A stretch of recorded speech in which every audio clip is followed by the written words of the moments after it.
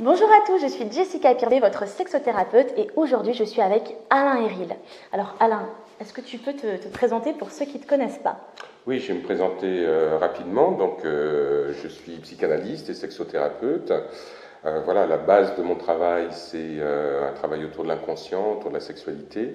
Et puis je suis aussi formateur, puisque j'ai un centre de formation et que je travaille avec beaucoup d'autres centres de formation que le mien, en France et puis à l'étranger, puisque j'ai travaillé au Maroc, je travaille en Russie, j'ai bientôt allé travailler en Chine. Donc voilà. Toute une panoplie de cultures que tu abordes. Super. Et bien justement Alain, là je suis donc en formation avec Alain et on aborde plusieurs sujets. Et il y a un sujet qui me tient particulièrement à cœur. Tu nous as parlé de comment les fantasmes pouvaient nourrir aussi notre sexualité. Et moi, j'ai des personnes qui ont peur finalement de leurs fantasmes parce qu'ils ne distinguent pas justement, enfin peur des fantasmes. Et j'imagine que c'est la peur du passage à l'acte ou la peur d'eux-mêmes finalement, en train de se dire j'ai ces fantasmes-là, je suis pas normale. Tu vois? Est-ce que tu peux apporter un peu tes lumières par rapport à ça justement?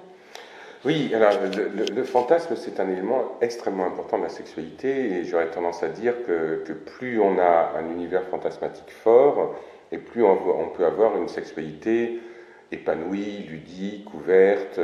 Donc la notion du fantasme est une notion centrale dans la sexualité. Et j'entends bien ce que tu dis, parce que j'ai rencontré aussi chez mes patients qui étaient envahis par des idées fantasmatiques et qui se disaient, mon Dieu, j'ai ça à l'intérieur de moi, je suis un monstre, c'est horrible.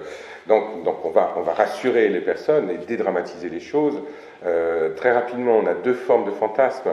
Il y a un fantasme qui est plutôt une manière d'agrémenter sa vie sexuelle, c'est plutôt de la rêverie sexuelle, c'est des choses qui titillent, qui excitent, mais où on ne se sent pas trop remis en question. Et puis après, il y a une autre forme de fantasme qui est plutôt issu de l'inconscient, et ce fantasme-là, c'est celui qui dérange parce qu'il est transgressif, parce qu'il nous emmène sur des terrains qu'on ne connaît pas de soi-même, c'est sa part d'ombre. Et donc, il y a des fantasmes de l'ordre de la rêverie sexuelle que l'on peut tester, que l'on peut mettre en acte sans forcément se mettre à mal. Et tous les fantasmes qui viennent des profondeurs de l'inconscient, tous ceux qui racontent quelque chose de notre part d'ombre, c'est quelque chose qui doit rester dans l'imaginaire. Parce que si on les met en acte, on va être dans des choses qui peuvent être trop violentes pour sa morale, pour le lien à l'autre, pour le lien à soi-même.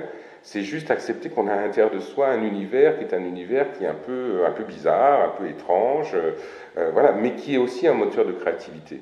Et moi, j'ai tendance à dire aux personnes qui sont face à ces fantasmes-là, donc vraiment très transgressifs, plutôt que de se dire je suis un monstre, non, utilisez cette énergie, utilisez ces fantasmes-là, à la limite sur un terrain créatif, à partir de vos fantasmes, écrivez, dessinez, faites de la peinture. Voilà. Il y a plein d'artistes qui ont été mobilisés par des fantasmes extrêmement profonds, extrêmement douloureux, mais qui les ont mis sur la toile ou au cinéma. Et voilà, et c'est quelque chose d'extrêmement sain et d'extrêmement équilibrant. D'accord, alors moi j'ai une question. Alors, quand la personne est obligée de fantasmer, à partir du moment où elle a un acte sexuel, pour, on va appeler un chat, pour bander, elle va avoir besoin de fantasmer. Ou la femme, pour sécréter, pour mouiller, elle va avoir besoin de tous ces fantasmes pour pouvoir passer, on va dire, pour passer à l'action. Est-ce que tu crois justement que... Il y a plusieurs personnes qui peuvent s'inquiéter de ça en disant mais j'ai toujours besoin de cet imaginaire et je ne suis pas forcément présent à l'autre. La question c'est est-ce que dans la sexualité on est toujours totalement présent à l'autre? À mon avis, on est présent à soi-même, on est présent à la relation, évidemment on est présent à l'autre, mais tout ça, ça bouge à l'intérieur d'un rapport sexuel. Donc quelqu'un qui va avoir besoin de convoquer une image qui va être une image éventuellement déplaisante pour ressentir une excitation ou pour avoir un orgasme, pour moi, il n'y a pas quelque chose qui est forcément pathologique.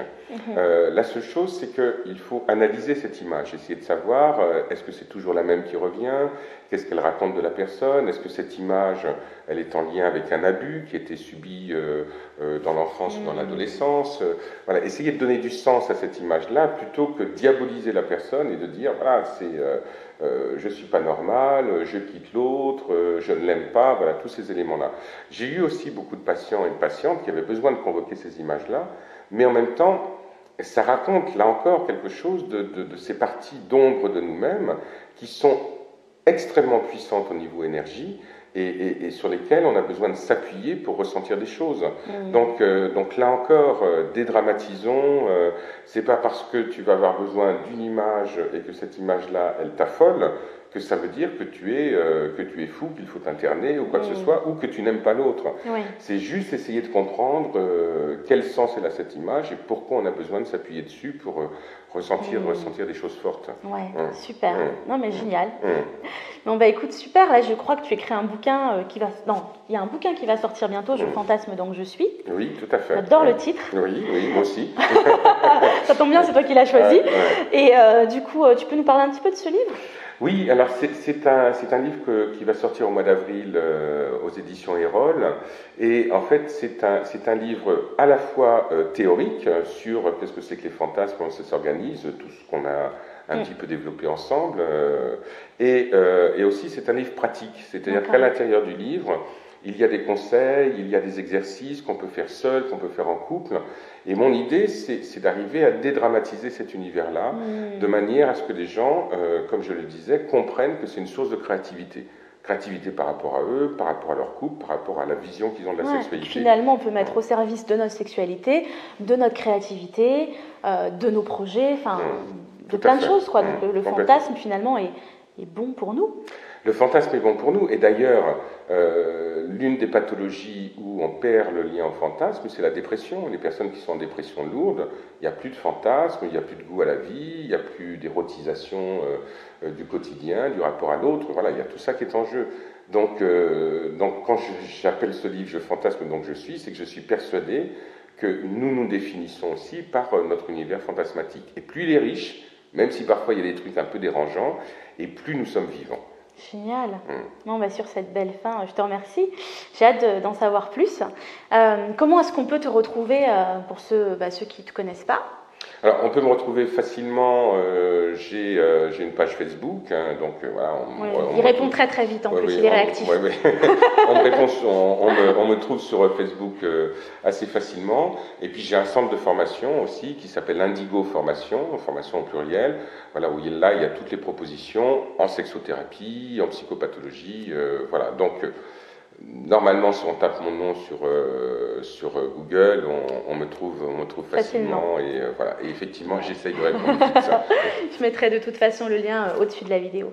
Écoute, je te remercie Alain pour ces précisions sur le fantasme. Maintenant, fantasmez autant que vous voulez, vibrez, fantasmez, rêvez, bref, jouissez quoi. À bientôt. Ciao, ciao.